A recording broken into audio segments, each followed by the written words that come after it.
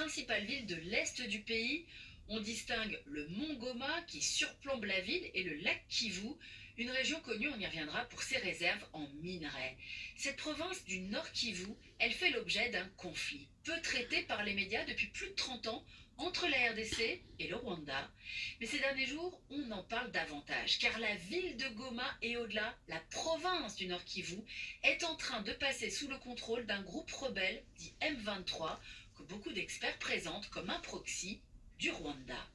L'occasion pour nous de vous expliquer une région et un conflit que l'on connaît mal et qui suppose de s'intéresser à la géographie de la RDC, aux ressources du Kivu et à l'histoire du génocide rwandais. Sortons nos cartes. Voilà. La RDC, deuxième plus grand pays d'Afrique. Ce vaste territoire est difficile à contrôler par le pouvoir central. En effet, la capitale, Kinshasa, qui compte plus de 17 millions d'habitants sur les rives du fleuve Congo, est excentrée à l'ouest. Et la plupart des grandes villes, dont Goma, sont situées, elles, à des centaines de kilomètres à l'est et sont inaccessibles car le réseau routier est indigent. La RDC qui dispose d'innombrables ressources minières, on l'a dit.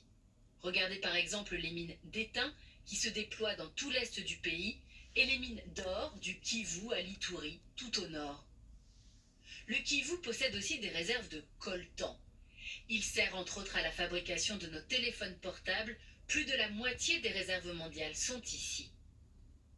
Alors intéressons-nous maintenant au Rwanda. Il aurait armé des combattants pour contrôler et exploiter ces mines, notamment les fameux rebelles du M23.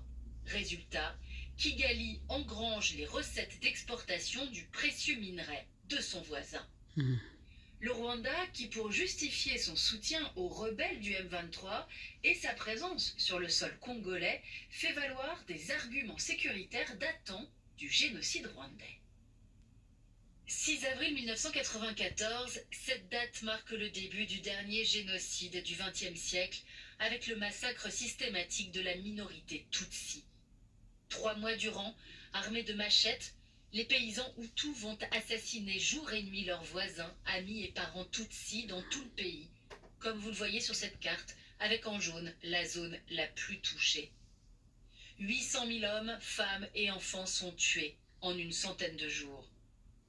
L'onde de choc se propage alors au-delà du Rwanda et provoque notamment une guerre larvée dans la région du Kivu, où seraient venus se réfugier les Hutus génocidaires. Aujourd'hui, le Rwanda du président Paul Kagame prétend que ces Hutus du Nord Kivu menaceraient la sécurité des Rwandais, ce qui justifierait la